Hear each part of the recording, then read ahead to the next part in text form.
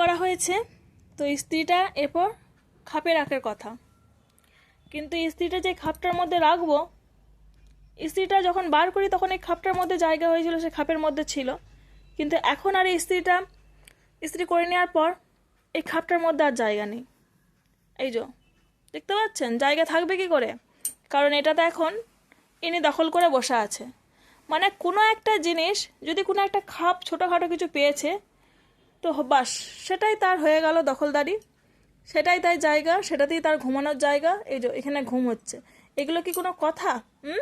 এটা কি কোনো কথা? তোমার এত বড় একটা বিছানা আছে, তোমার আলাদা একটা ঘর আছে তোমাকে শোয়ার জন্য, তুমি সেসব জায়গায় না থেকে এ কি তুমি একদম ইস্ত্রির ভেতরে ঢুকে আছো, ইস্ত্রির ভেতর, খাপের ভেতরে। আমি সবজি কাটলে সে টগরির ভেতর তুমি ঢুকে পড়বে, আমি যদি কোনো বড় জামবাটি নিয়ে কোনো কাজ করি তুমি সেখানে ঢুকে পড়বে। এটা কেমন ধরনের ব্যাপার? হ্যাঁ, এসো, বেরিয়ে এসো, তুমি বাইরে শোবে, এসো, এসো, বেরিয়ে এসো, এসো, এসো। ওরে বাবা রে, বেরিয়ে এসো। তার মুড নেই, বেরোবে না। এসো, এসো, বেরিয়ে এসো, বেরিয়ে এসো, তোমার বেরিয়ে এসো, এসো। আয়, ট্রেনে ধরা আছে দেখুন, আসবে না। এই যে আসবে।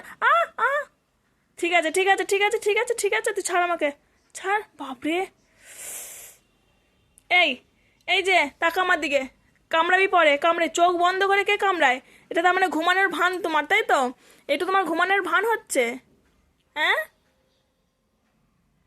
সবাই দেখে বলবে কি শান্ত, কিন্তু এই শান্ত মেয়েটা যে কতটা দুষ্টু তার এই মাটা জানে। ঠিক আছে, তাহলে তুমি এখানেই এখন ঘুমাও, যখন তোমার ঘুম ভাঙবে ওখান থেকে বেরিয়ে এসো, তখনই আমি এটাকে ঢোকাবোর মধ্যে। এখন থাক, অবশ্যই এটা ঠান্ডা হয়ে গেছে, অনেকক্ষণ হয়ে গেছে।